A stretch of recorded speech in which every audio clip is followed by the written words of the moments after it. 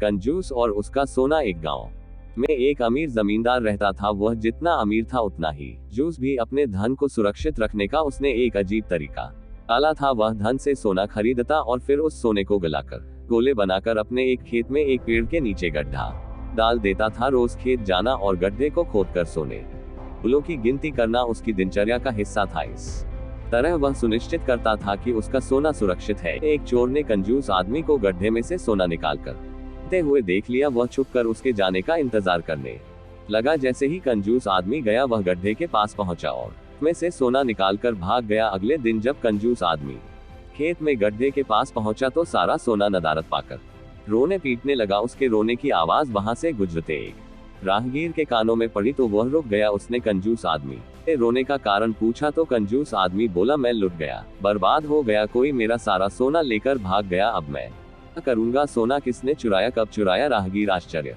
में पड़ गया। पता नहीं चोर ने कब इस गड्ढे को खोदा और सारा सोना लेकर 9-2-11 हो गया। मैं जब यहाँ पहुंचा तो सारा सोना गायब था। कंजूस आदमी बिलखते हुए बोला, गड्ढे से सोना ले गया? तुम अपना सोना यहाँ इस गड्ढे में क्यों रखते हो? अपने घर पर क्यों नहीं रखते? वहाँ जरूरत पड़ने पर तुम उसका आसानी से उपयोग कर सकते हो। राहगीर बोला, मैं अपने सोने को कभी हाथ नहीं लगाता, मैं उसे सहेज कर रखता हूँ और हमेशा रखता, यदि वो चोर उसे चुरा कर नहीं ले जाता। कंजूस आदमी बोला। यह बात सुनकर राहगीर ने जमीन से कुछ कंकड़ उठाए और उसे उस गड्ढे में डालकर बोला, यदि ऐसी बात है, इन कंकड़ों को गड्ढे में डालकर गड्ढे को मिट्टी ढक दो और कल्पना करो कि यही तुम्हारा सोना है, क्योंकि इनमें और तुम्हारे सोने में कोई अंतर नहीं है। ये भी किसी काम के नहीं और तुम्हारा सोना भी किसी काम का नहीं था। उस सोने का तुमने कभी कोई उपयोग ही नहीं किया, न ही करने वाले थे।